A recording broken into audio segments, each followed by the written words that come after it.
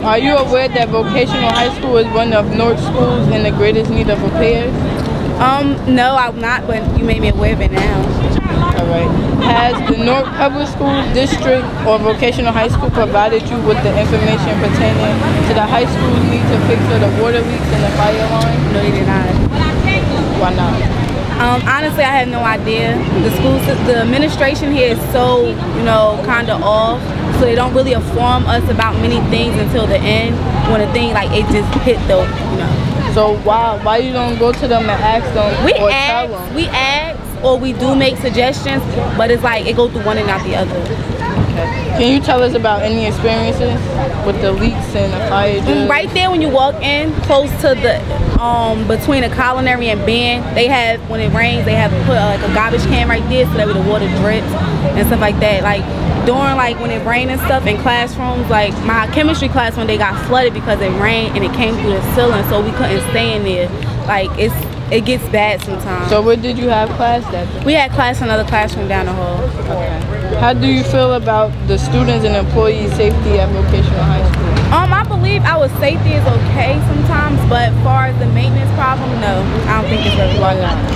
Because we become exposed to lead paint and then it gets in our skin and through our system, and it kind of messes with our brains and stuff. Do you tell you?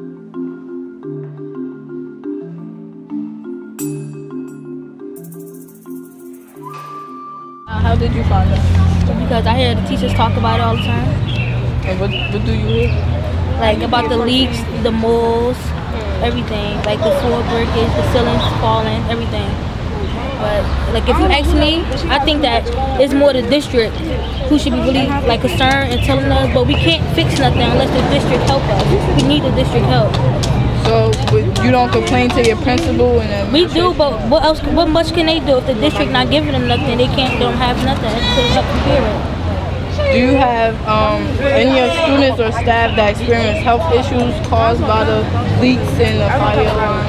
I don't really know of that, but broken glass, from shattered windows, I've seen something cut out. How do you feel about the students and the employee safety at Vocational High School? I think we have bad risks. I think anything can happen.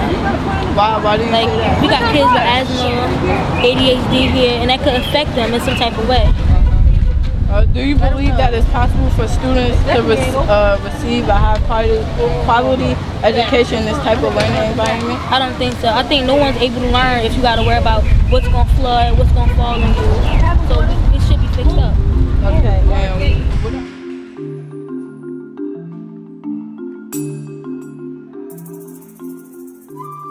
Honestly, I think they need to repair everything. It be leaks in the school, classroom leaks, outside the school. Everything needs to be repaired. Do they do anything about it? Honestly, no. Sometimes they try to, they talk about the problem, but they don't necessarily do nothing about it. When it needs to be done. Can you tell us about any experience that you had? Sometimes when it's raining real hard and we walk through, the metal detector thing, it be leaking up there. It be leaking on top of the by the security stuff. We just need to fix the building up. They need to fix the building up better and keep from little cracks and stuff. Keep it sealed and stuff from roaches and stuff. All right, thank you. You're welcome.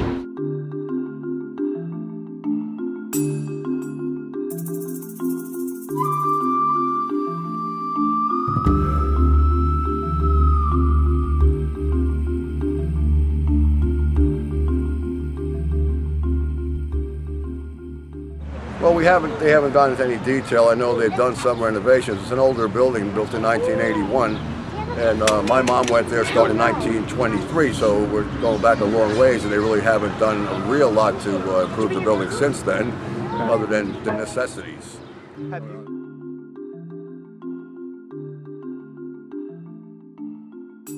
I personally haven't. They didn't let anyone in the building once they found it. And but there was pictures that we saw when we attended the meeting over at Eastside High School.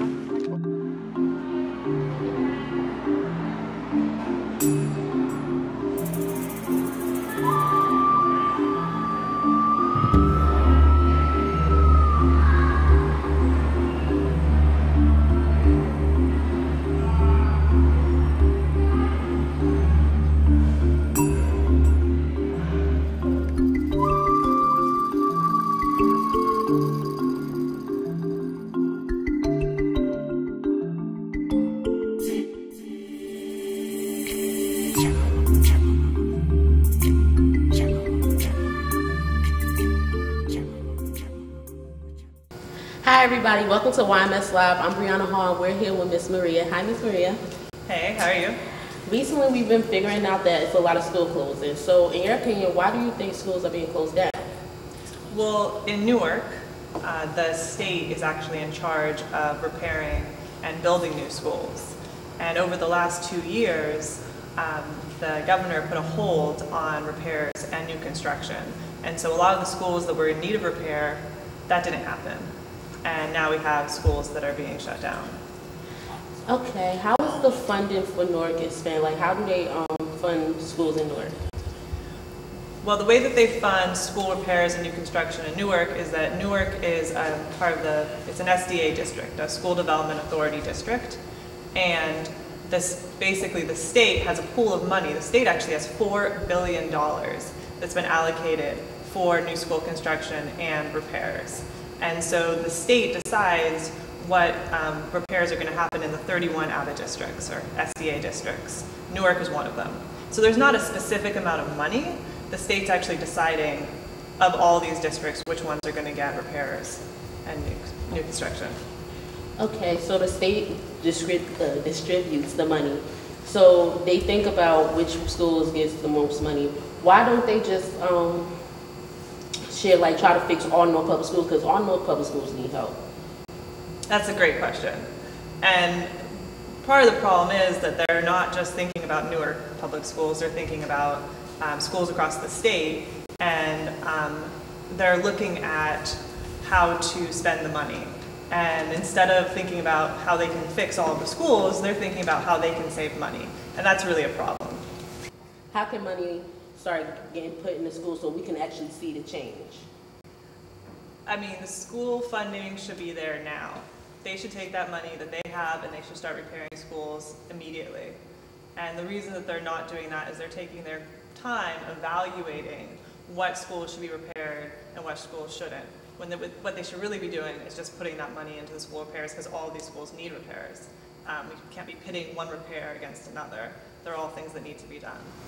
With failing schools, do you believe it's easier to tear them down or to fix them back up? It really depends on the extent of the disrepair. You always want to minimize the amount of disruption that students are going to have. So if you need to, tear down an entire school, that's going to cause a lot of disruption because students are going to have to be moved to other schools, possibly bussed out of their neighborhood. We don't want to do that. So it really depends. If the repairs are minimal and they can be done, then we should keep the schools. I mean, we have schools that may be old, but they are, well-constructed, good schools, and we should try to fix them. And then if the school is in a condition that's beyond repair, then we should build new schools. The main point is that we need to have the money to do this, and the state's really been holding back those funds. Thank you, audience, for that question. Speaking of what they said, you said that if it's really damaged in the school, they're going to rebuild it or they're going to shut it down. But it's a lot of schools that are nice and they have good conditions, but they still shut them down and shift students to a different neighborhood to go to school at because of the quality of education. But the schools they send them to is still a little messed up. So what do you think about that? Do you think it's just because of the schools, or it's because they just want charter schools to be in that school at this point now? Wow, that's a deep question. I think that there is an agenda to open up more charter schools, in all honesty. The concern of my campaign, the organization I'm working with, is really focused on facilities. But if you do look at what's happening, it does seem like there's a trend towards closing public schools and opening up charter schools. And again, that's really unfortunate because we already have these public schools and we should be fixing them, not shutting them down. Now we have another question from the audience. Why do you feel that the suburban schools have more control over their district schools than the urban schools do? Good question, Wesley. Yeah, why is that? The issue in terms of control actually goes back to the Supreme Court case Abbott versus Burke, in which the Supreme Court ruled because the urban schools were in such disrepair and were so underfunded that the suburban and urban schools needed to be funded at the same level. So that court case actually mandated, funding for urban and suburban schools to be the same. And at the same time, that's at the point that the state was actually put in charge and mandated to repair and build new schools in the urban districts, which was actually a really good thing. So the state, it has all this money to really repair and build new schools in the urban districts. That's good. What hasn't been so good is over the last 2 years with Governor Christie in office, he put a halt, he stalled all new school construction and all repairs. So nothing has happened over the last 2 years, even though they have $4 billion. So you said that since Governor Christie became in office, that he stalled all that. Why, in your opinion, why do you think he just tried to stop new schools being put in Newark?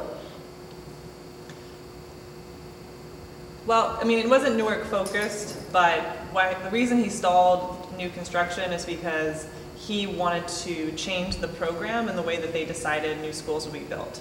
So there was already 52 schools that were slated to be built across the state, some in Newark, some in Camden, some in Jersey City. And they weren't satisfied with how those decisions were made, so they decided to come up with an entirely new decision-making process. And so when they did that, it took them like a year to come up with this new process and a new list. Unfortunately, schools had already been in the works. So there are plots of land, actually, across the state that are empty because those schools were supposed to be built and then they decided to change their plan.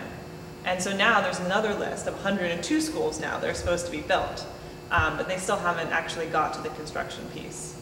What is the formula to determine how money is going to be spent to repair schools? In all honesty, there is very little transparency. So I don't know, and I don't think anybody knows except for the people who work at the School Development Authority what the formula is. So we don't know. We're all kind of sitting here in the dark not knowing how they're making these decisions. What is your organization's agenda to help solve this problem? So the New Jersey Work Environment Council is launching a campaign actually in the fall called Healthy Schools Now.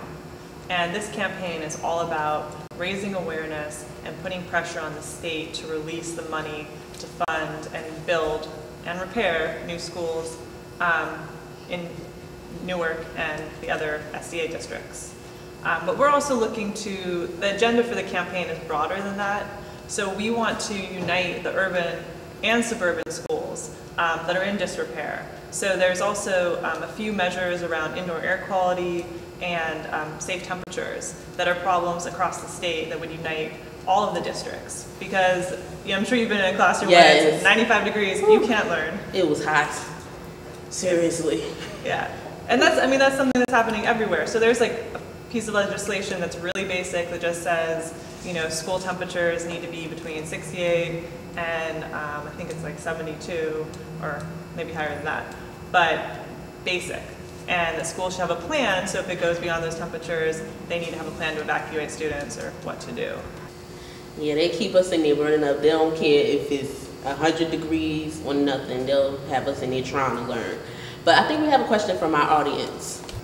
How do you think you and your organization could enforce or maybe even force the state to rebuild schools, not in the sense of breaking them down, but making it a better structure internally so that students can learn without any harmful repairs? Yeah, how can y'all help? We are trying to force the SDA to release the funds to repair these schools by launching a campaign. We need everyone who's in these districts to really get involved. The only way that we're going to be able to get them to do something is by getting students like yourselves, parents, teachers, community groups, really talking about this issue, sending letters, making phone calls, joining the campaign, really raising awareness and getting enough people involved to put pressure on the SDA. So the point of the campaign is really to galvanize all of the people who are already upset about this issue and make sure that we are able to use that energy to put pressure on the SDA. So where are we now with the project? Right now, we are in the process of planning a launch of the campaign in the fall. We are, right now, we are building a coalition of organizations to launch the campaign. We're working on our materials, we're talking to organizations, we're having meetings. We are in the process of putting all of our efforts together to launch the campaign in October. We have another question from our audience. Do you think if the Newark public school system wasn't taken over by the state in '95, do you think more school repairs would be going on right now? Go Nia, go Nia. So what do you think about that? Great question, Nia. Definitely. If Newark had local control, I think that they would be able to repair more of their schools. Well, this was School Repairs with YMS Live. I'm Brianna Hall, and thank you for coming. See ya.